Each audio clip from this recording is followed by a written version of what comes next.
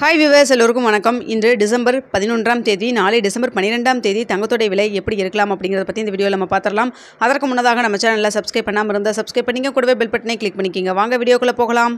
இன்று காலையில் போட்டிருந்த வீடியோவில் பார்த்தீங்கன்னா தங்கத்தோட விலை இன்று அதிகரிக்கும் அப்படின்னு சொல்லியிருந்தோம். அதே போல் அதிகரிச்சிருந்ததுங்க.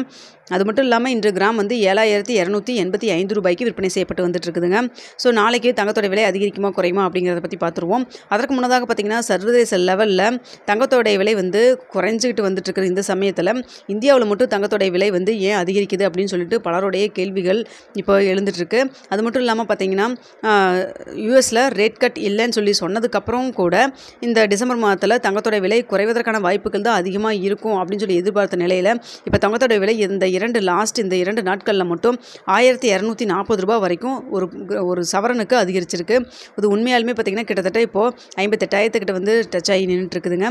ஸோ இப்படி இருக்கிற பட்சத்தில் ஏன் இந்தியாவில் மட்டும் இந்த விலை அதிகரிப்பு அப்படின்னு சொல்லி பார்த்தீங்கன்னா மெயினாக சொல்லக்கூடிய விஷயங்கள் நிபுணர்கள் என்ன சொல்கிறாங்கன்னா, அதாவது யூஎஸோடைய டாலருக்கு நிகரான இந்திய ரூபாயின் மதிப்பு கடும் வீழ்ச்சியை நோக்கி போயிட்டுருக்குது. அதாவது 84 ரூபாய் 88 பைசா வரைக்கும் வந்து போயிட்டுருக்குது.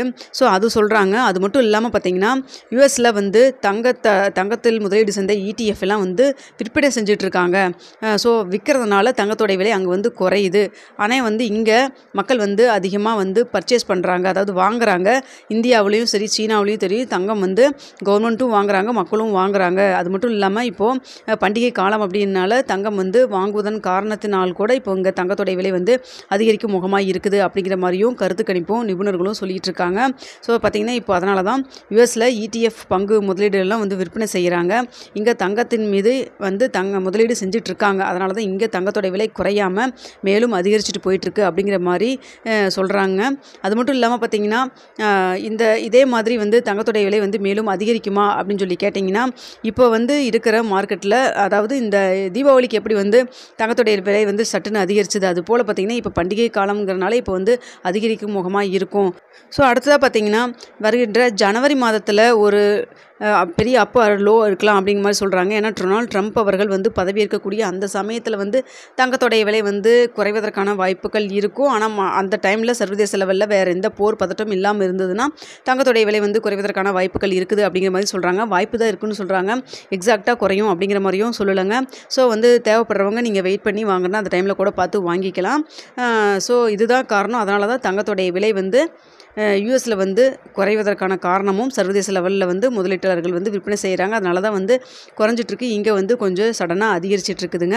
நாளைக்கு தங்கத்தோடைய விலை எப்படி இருக்கும்னு பார்த்தீங்கன்னா, இப்போது நான் 7 மணி 7:15 இந்த நிலவை இப்போ ஸ்டேட்டஸில் பார்த்த வரைக்கும் பார்த்தீங்கன்னா 10 ரூபா அதிகரிக்கிற நிலமையில தான் இருக்குது. ஸோ இதே நிலமையில் நீடிச்சுதுன்னா நாளைக்கு வந்து கிராமுக்கு ஒரு 10 ரூபாயிலேருந்து 30 ரூபா வரைக்கும் தான் அதிகரிக்கும். இல்லை வந்து இன்றைக்கி ரேட் என்னவோ அதே வந்து மெயின்டைன் ஆகலாம்.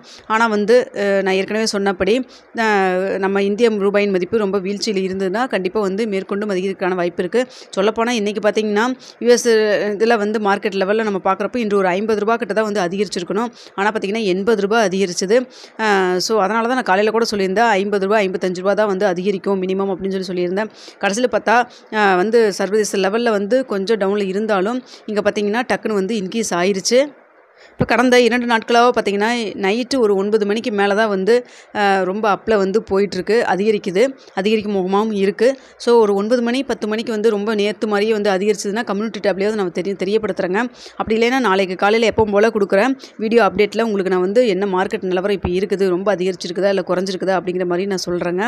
ஆனால் வந்து இப்போது நேற்று 2 நாள் அப்படி தான் ஆச்சு. இன்றைக்கி வந்து அதே போல் இருக்குமா என்னங்கிறது நம்ம வெயிட் பண்ணி தான் பார்க்கணும். நேற்றெல்லாம் இந்த டைமுக்கு கொஞ்சம் டக்குன்னு வந்து அதிகரிக்க ஆரம்பிச்சிருச்சு. இன்றைக்கி அந்தளவுக்கு வந்து ஸ்பீடாக அதிகரிக்கலை.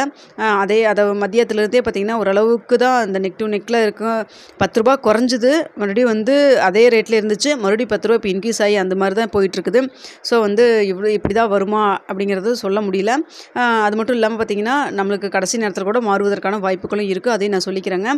ஸோ தங்கத்தில் முதலீடு பண்ணுற மாதிரி இருந்தால் நீங்கள் பொருளாதார ஆலோசகர்களை வந்து ஆலோசனை செய்த பிறகு நீங்கள் வந்து பொருளாதாரத்தில் வந்து இன்வெஸ்ட் பண்ணுங்கள்.